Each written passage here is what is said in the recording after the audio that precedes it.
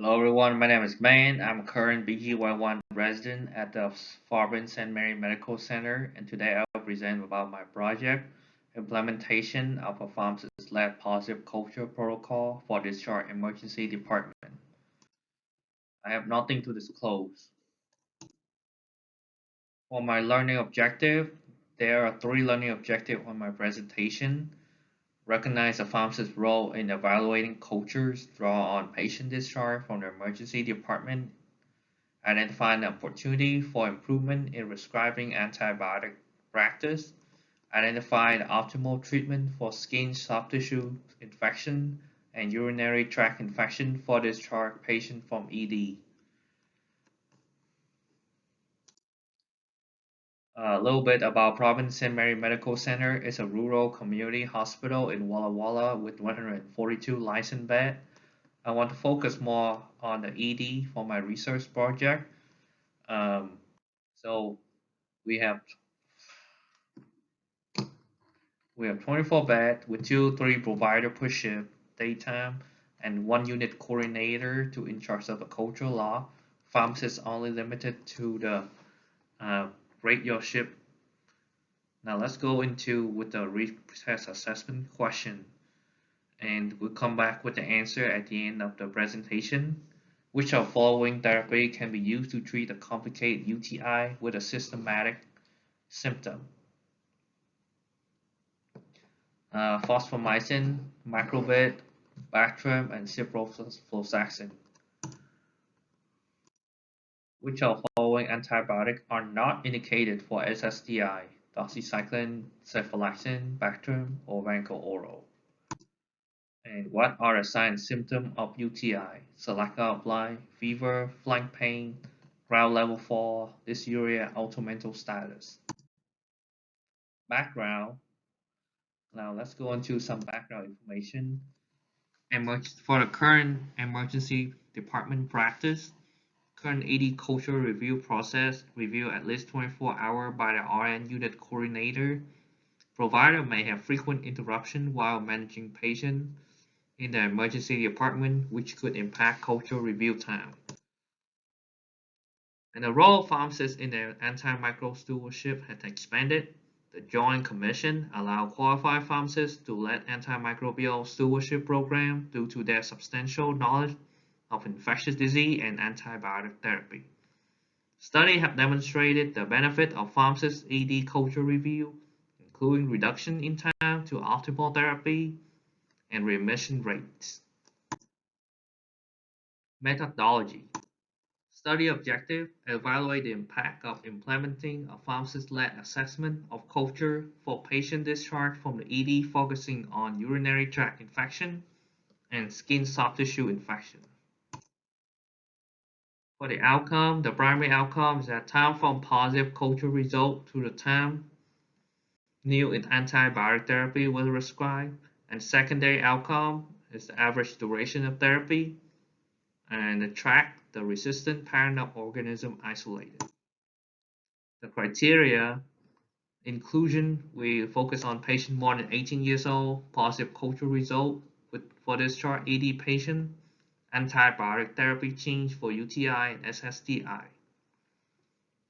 For exclusion, we have 18 years old, we will exclude patient under 18 years old, pregnancy, hospitalized patient, patient with sexual transmitted infection, and immunocompromised. For the enrollment and design, we'll use the RN culture review from last year, January 1st, 2023 to February 5th, 2023. And based on that time frame, we'll led by the pharmacist this year in 2024. Assessment, we'll focus on assessment of urine and skin culture only.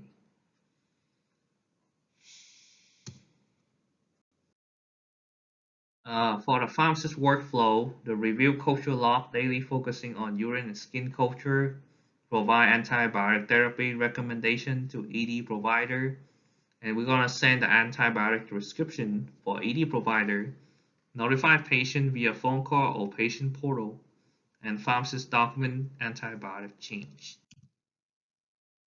For the result, For the pharmacist-led review, we have total 8 out of 61 culture review needed to change. This demonstrates that ED provider generally choosing the appropriate empiric therapy.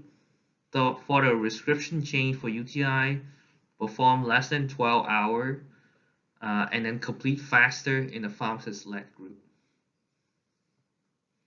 We can see the difference between pharmacist-led for urine culture with less than 12 hours and for the nursing with 37 hours. For pharmacist culture review time, pharmacists average 15 to 20 minutes to review one culture and recommend antibiotic change to provider. Provider will average 1 to 2 hours to respond back to the recommendation. One culture, Escherichia vulgaris, took 40 hours to request for literature to identify the appropriate therapy, and culture review time vary. Longer review time were due to waiting for provider, accepting recommendation, literature review, and counseling patient. For the secondary outcome for the in the nursing-led group, we see that we have 38% of E. coli, 19% Pseudomonas, and then 13% of Proteus.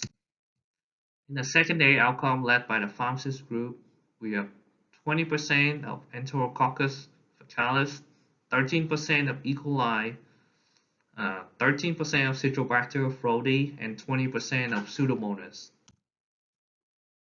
And the secondary outcome for the duration of therapy, we have the culture review